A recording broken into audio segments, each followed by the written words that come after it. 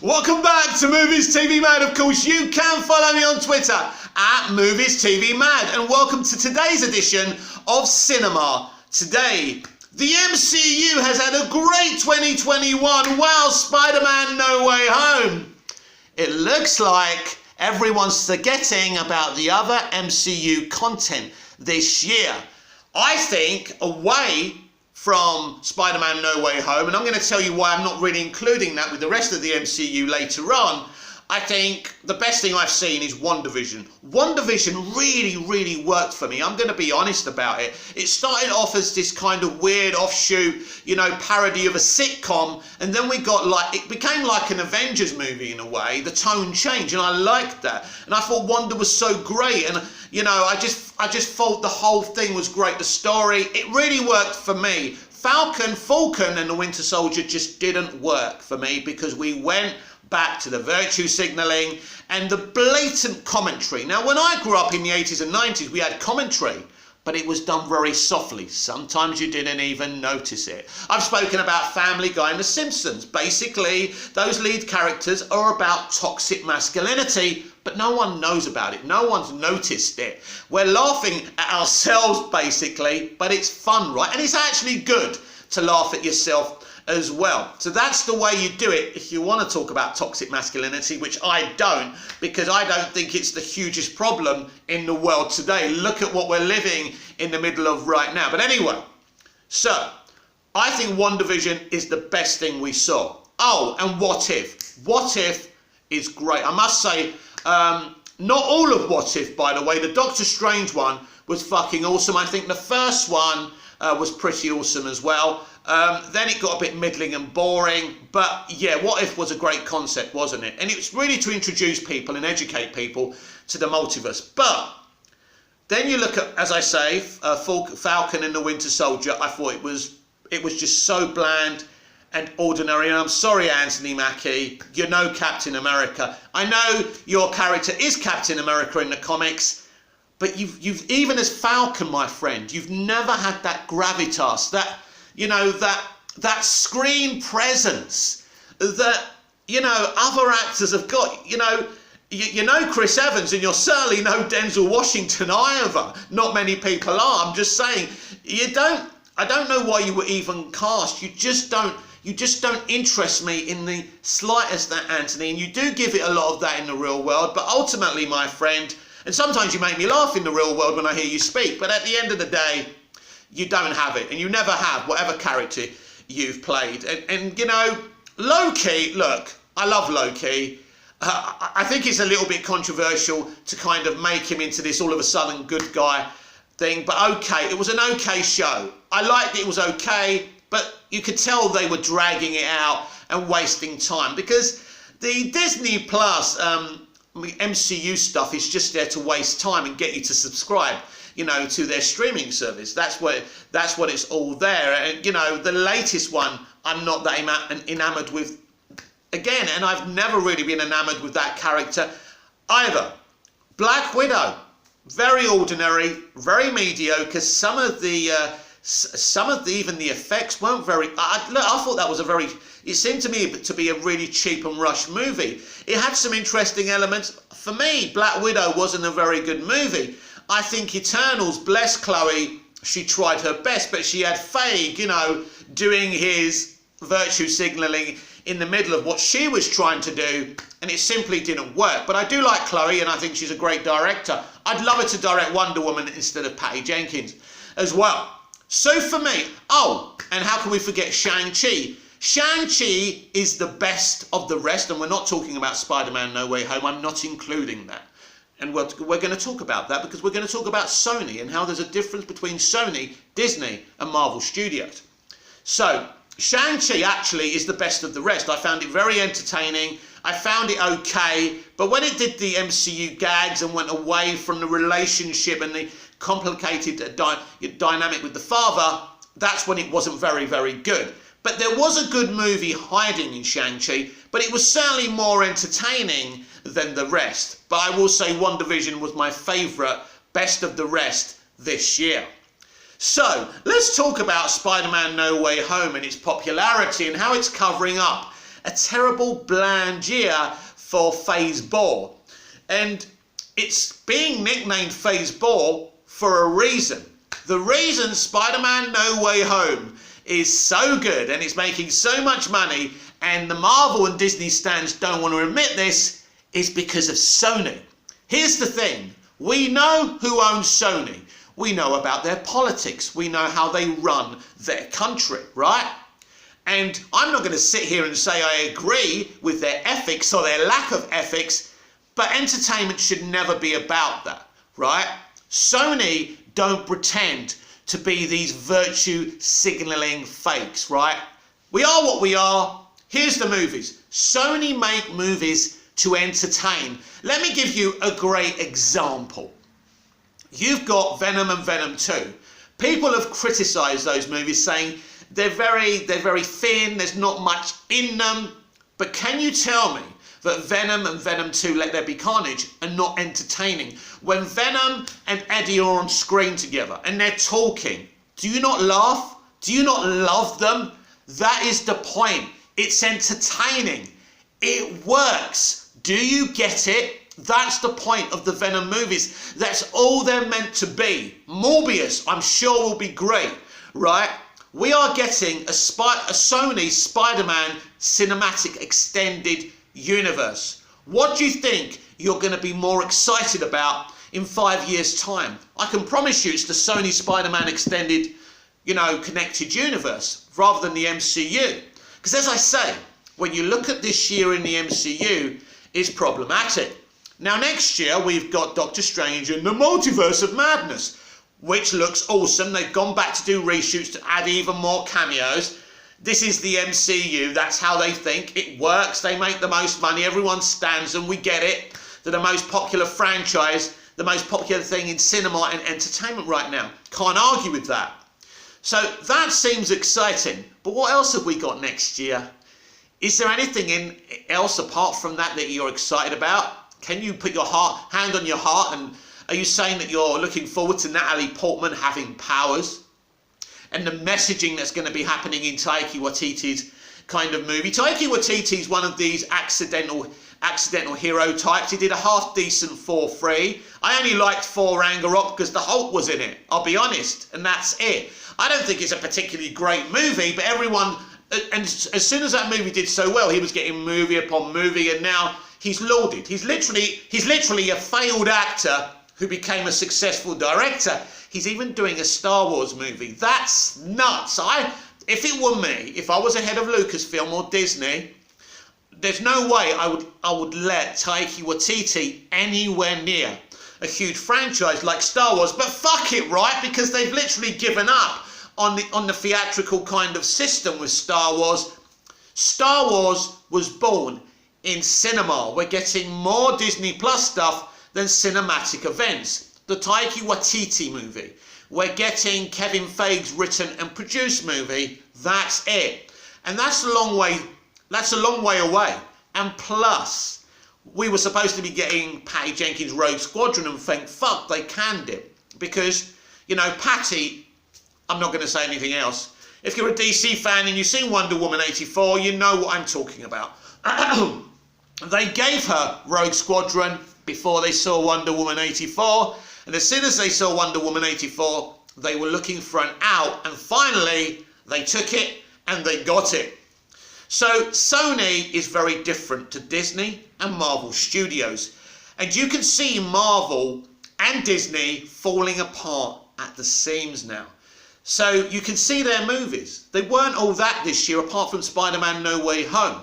What was the difference between Spider-Man No Way Home and the other MCU projects? Because Sony were leading the narrative on it. Sony's idea is not to virtue signal, not to be overly inclusive or representational. Although credit to them, they do have Zendaya and they do have Ned Leeds, which is very inclusive characters and casting. And that's great. But they don't overly do it. What did the actors on Spider-Man No Way Home talk about during the marketing? Representation, virtue signalling like the other MCU projects? Or did they shockingly talk about the film that was coming? They spoke about the film that was coming. Do you think actors just go into interviews for the marketing of a film and say whatever they want? Of course they don't.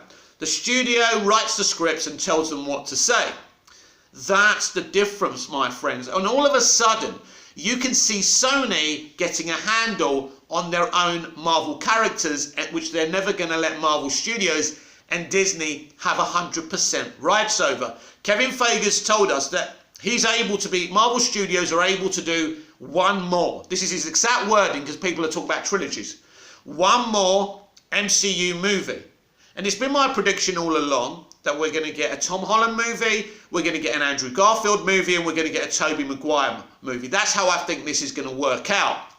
And the beauty is, I don't think the Tobey Maguire and Andy Garfield ones will be set in the MCU. They will solely be, kind of in the Sony cinematic universe. Now, think about this, because this is interesting. After Venom Let There Be Carnage, when we saw the post-credits scene, we were thinking, ooh, yeah, Venom's going to be in the MCU. He's in the MCU. What happened in the post-credits scene? Spoiler alert, go away if you don't want to know. He gets pulled, they get pulled back into the Spider-Man Sony cinematic universe. Do you see a trend here? Do you see what's happening here? Sony is showing whatever they give, they can take away. Sony have more chance of buying Disney than Disney have of buying Sony. You Disney stans don't want to see that, but Sony are becoming bigger and bigger. They've just bought Bad Wolf Productions. That's just got basically creative freedom and production control over Doctor Who from 2023. Have a think about that for a minute. So as I say, there's a huge difference between Sony, Marvel and Disney. That's why you got Andy Garfield, and that's why you got Tobey Maguire, the best Spider-Man. Look at Tobey Maguire's record as Spider-Man. Spider-Man 1, 2 and 3 all made money. No matter what you think of the third movie, it did well in the box office. Tobey Maguire's movies are the most successful, if you add them all up. Now, I'm not saying that No Way Home is a Tobey Maguire movie, because it's not. Tom Holland is the central Spider-Man, and his narrative is serviced more than the others. No Way Home is a great success, but don't forget who stamps on the movie. You can credit Feige and Marvel Studios as much as you want, but those other projects they had both on Disney Plus and through the theatrical system this year had the opportunity to be exactly fan service that we got in Spider-Man No Way Home, and they wasn't. They spent the entire year virtue signaling. We had actors attacking YouTubers. We had actors arguing with the fandom menace. You know what I mean? It's pathetic. Now, I'm not saying I'm a member of the fandom menace, that I agree with everything what they say, or if I like their politics, which I don't. But some of the stuff that the fandom menace say about the entertainment industry, no matter if they're saying it to make money or what, it doesn't matter, is true. You can agree with people without wholeheartedly agreeing with everything they represent. And everyone's saying it now. You can see there's a difference. The extreme left's way of making films, MCU, Disney, and Sony. Sony's way. Look at what happened. Look at what happened with Ghostbusters Afterlife. Did you not cry at the end of that movie? It wasn't much of what we wanted, obviously, and I don't want to give any spoilers, but the film itself. This film got it right. It went wrong where The Force Awakens. No, it went right where The Force Awakens went wrong. They made sure that they brought back what they could and bring something new in. Now they've set a new franchise. It's done better than expected. It's not record-breaking stuff, but I think there's an opportunity here. And here is the difference between Sony and Disney. And the other studios. Sony are making movies for you, for me. Not just men, not just women, not just black people, not just Asian people, Native American people, or however else you identify it in your genders or whatever, right? They are saying they're not looking at you as an identity. They're looking at you as an individual consumer who wants to be entertained. So, if you want to see existing IPs done right with the consumer put first, then support Sony. If you don't agree with the people who own Sony, that's perfectly acceptable. I don't agree with them either. But the way they're running their studio, they don't even have a streaming service. This is nuts, right? Look at the money they're making on No Way Home. And again, Disney stands and shields can say, well, Disney are making 25%, whoopee-doo. The rest goes to Sony. This is why Sony was smart enough to get involved with the MCU, because they'd done Spider-Man 3 that didn't hit home properly, and they did Amazing Spider-Man and Amazing Spider-Man 2, which were also problematic. I like those movies, but you know what I mean. So they thought, fuck it, Feige seems to know what he's doing. And I think with Civil War, it was an amazing introduction to Spider-Man, but the other two movies were bland, mediocre and ordinary. That's my opinion. Spider-Man No Way Home says, we don't know what to do with this Spider-Man now. Oh, fuck it. Let's bring the other ones and the villains that everybody loves. But you still got to do it properly. You can do a crossover movie like this, right? And it can be shit, even if you bring Toby and Andrew back. But it wasn't shit. The things that I loved was that they actually brought back the arcs concerning Toby and Andrew's Spider-Man.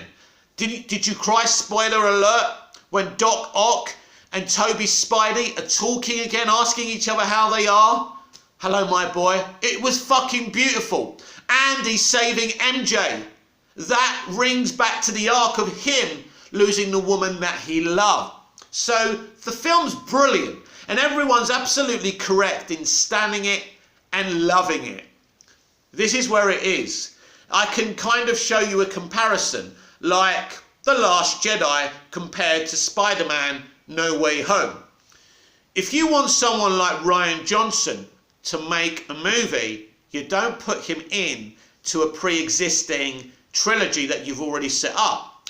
If you're so desperate to bring Rian Johnson in, there you go, Ryan, do a Star Wars story any way you want. It doesn't really matter ultimately, because you can't mess anything up. You can't touch this and you can't touch that, but tell your own story, create your own planets, whatever, right? But you're not involved with our central universe, because you're going to fuck it up, mate. Like he did. He fucked it up because they said you can do what you want. Well, J.J. Abrams already set it up and he tore it down. There was no thinking there. And I'm surprised that J.J., being a producer as well as a writer and a director, how he didn't see how that was problematic. But it happened. I think people are learning from The Last Jedi and even Batman vs Superman. Now, to me, The Last Jedi is a really underwhelming Star Wars film that makes you leave Star Wars alone for a while. But Batman vs Superman, I actually really enjoyed. But it was just as divisive as The Last Jedi. And I think people are learning now, if you want to do movies like Batman vs Superman, you've got to do what Phillips did with Joker, what Reeves is doing with Batman, somewhere else, on another Earth, you know, Elseworld, whatever, but not part of a central universe. That's the mistake of the sequel trilogy. And people are learning now that if you want to cater to a central audience, then cater to a central audience. Don't do something that's a bit auteurish, a bit out there, and expect the central audience to just swallow it and be upset with them. And this is what happened with The Last Jedi. Oh, it's just toxic males that hate it. Oh, it's just Russian bots. I mean, how embarrassing for them that they went against the fans. And what are they doing now? They're doing an Obi-Wan series. Now they're going towards the fans. I think the problematic element of Star Wars is Kathleen Kennedy, is her all-female Star Wars series, is the Taika Waititi movie. Hopefully it's at least fun, but there's a lot of people they're bringing into Star Wars that don't get Star Wars. Because for me, the only two people who actually get Star Wars are Dave Filoni and George Lucas. Yeah, George Lucas is still alive, by the way. And why he's not a consultant on Star Wars, although he is a consultant on Favreau's Star Wars, because that's somebody else I forgot to mention. Sorry, John, because you're awesome. He also gets Star Wars, but he doesn't get Star Wars like Filoni and Lucas do. And there's the difference. So basically, today's entertainment is split in two. You've got the people who made Sonic, who saw people hated the CGI on Sonic. Instead of attacking us and calling us toxic males and ists and isms, they said, you know what? You're right. It's shit. We thought we were going to get away with it. You noticed, so we're going to change it. That's it. The consumer is king. We have the money. If you please us, we give you the money. If you want to make your own 100% of your own thing, either do something in a self-contained universe or just stick to fan fiction. But how dare you think we should swallow anything you sell us? It's a commercial business. If you're in a supermarket, you need to sell a bit of everything, right? That's how it works. You don't say to your customer, fuck you, I'm just selling one thing, go somewhere else. You might think that, but you never say it. The difference is that because Hollywood lives in this globe and this bubble, they think they can get away with it. So they keep on representing their virtue signalling, their extreme left politics, and they've driven the customer away. So where's the customer going to? It's going to Sony. The customer trusts Sony. They think they can trust Disney and Marvel Studios, but sooner rather than later, they're going to realise that they can't. So when this Spider-Man cinematic universe that Sony are developing is out there and fleshed out, people will move away from the MCU and realise that Sony may not be run by the nicest people in the world, but secondly, they're not pretending to be the nicest people in the world, but they are giving them escapism and entertainment. And that's why Spider-Man No Way Home is awesome, not because of Kevin Feige, Disney, or Marvel Studios. This has been Cinema Today. I'm Mick, your host with the most. Just like, share, subscribe, comment down below, hit the notification bell so you never miss this perfection. And I'll see you again soon with even more Cinema Today. Until then, au revoir, goodbye, auf Wiedersehen.